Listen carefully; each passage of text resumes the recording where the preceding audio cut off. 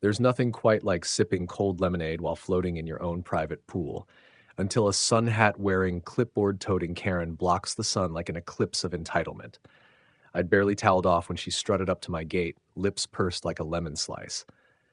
Nice pool, she said, pretending to admire it. You know, some of us think it's only fair that all HOA members get to enjoy it too. Otherwise, it creates division. Welcome to Prodigy Tales. Make sure you like and subscribe for your top-notch HOA drama.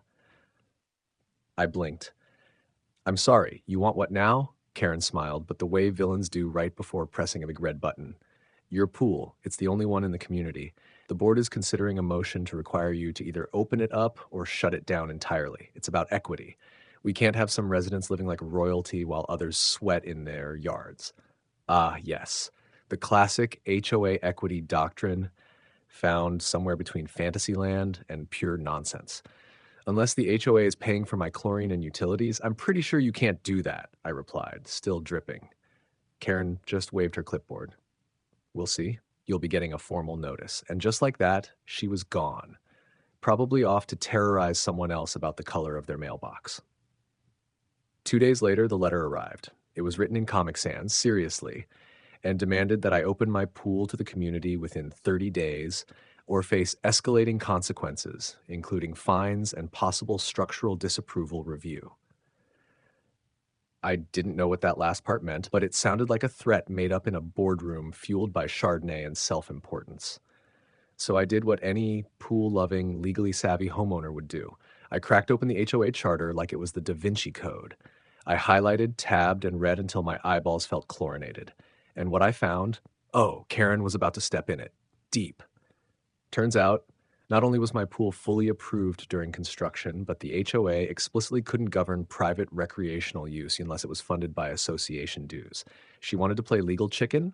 Fine. I was about to install a very shiny, very permanent sign and then take her for a ride through her own bylaws.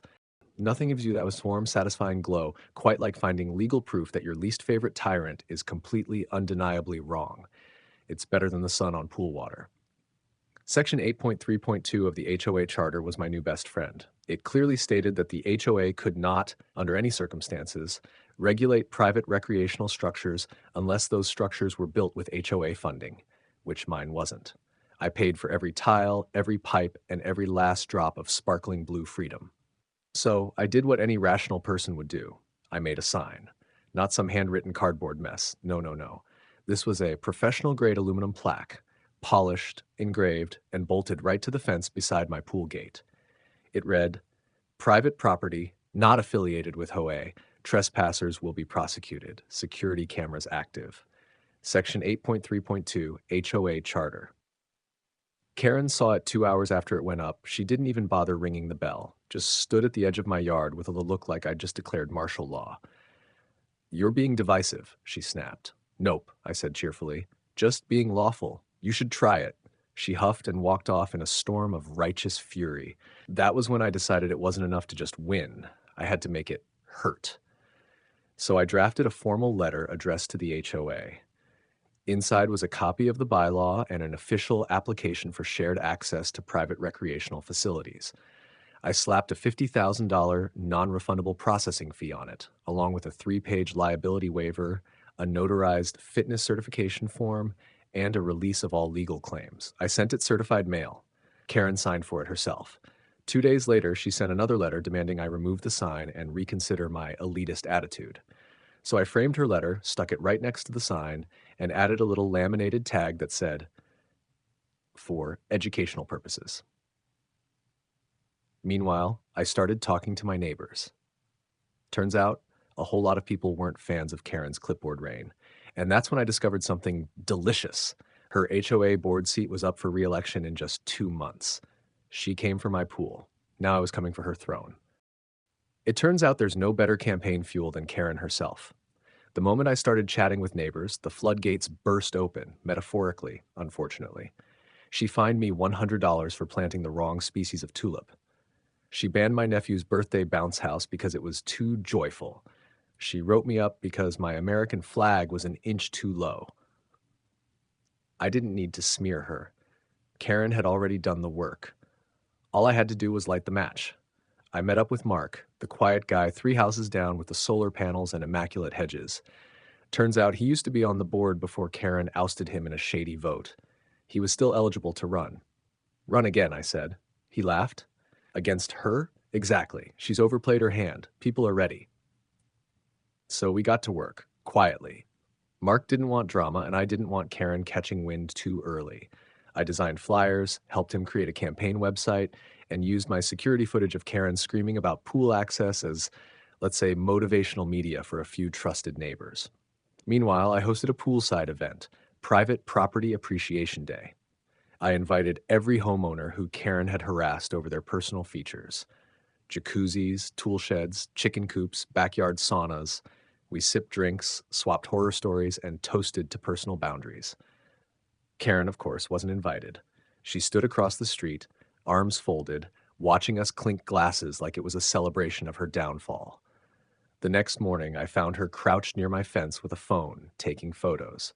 When she noticed the blinking red security light, she bolted like a gremlin caught in headlights. Later that day, I emailed her a screenshot of her own sneaky face and attached a cease and desist letter, citing trespassing, harassment, and surveillance violation under local civil code. I CC'd the entire board and wrote, "Hi, Karen. This is a courtesy warning. My property is not public, not HOA owned, and certainly not your playground. Next time, I'll file formal charges. Stay hydrated. Best, your lawfully smug neighbor." With Mark's campaign heating up, Karen's clipboard was trembling. The pool wasn't just private anymore, it was powerful, and Election Day was floating just beneath the surface. Election Day rolled in with the quiet tension of a courtroom verdict. No fanfare, no shouting, just dozens of residents, many of whom Karen had ticked off over the years, filing into the HOA clubhouse with tight smiles and ballots in hand. Karen was already there, wearing a red blazer and the same fake smile she'd been force-feeding this neighborhood since 2019. Her arms were full of flyers. Her voice was fake sweet and full of desperation. Meanwhile, Mark strolled in calmly, with nothing but a pen and a binder labeled Financial Reform and Transparency. I watched from the back with a to-go coffee and sunglasses, savoring the smell of accountability. By 7 p.m., the votes were counted. It wasn't close. Mark, 79 votes, 9. One ballot said anyone but Karen. That counted too. She didn't even wait for the thank you speech. As soon as her name was read as former president, she grabbed her flyers and stormed out like she was late for a villain convention. The new board's first official act? A motion titled The Personal Property Non-Interference Rule. It passed unanimously. It stated that no HOA officer, elected or otherwise, could demand access, control, or modification of a homeowner's legally permitted amenities. In other words, stay away from my pool, Karen. But I had one more move, something subtle, elegant, and poetic. I hired a landscaping company to reshape the bushes lining my front yard. They clipped them into clean, sharp letters that read, "Private means private." Karen's house sits on the corner across the street. She sees it every morning. Last I heard, she tried to run for secretary of the local garden club and was rejected. One member said, "We're not into dictatorships, thanks. These days, my pool is still mine. My gates are locked. And my parties? Invitation only. But you better believe the HOA board gets first dibs." Mark comes by sometimes with his kids. We laugh about the Karen days like they're ancient history. She came for control. I gave her consequences. All legal, all clean, all with a splash of style. The end. Please like and subscribe for more HOA showdowns like this. Do you think Karen got what she deserved? Comment below.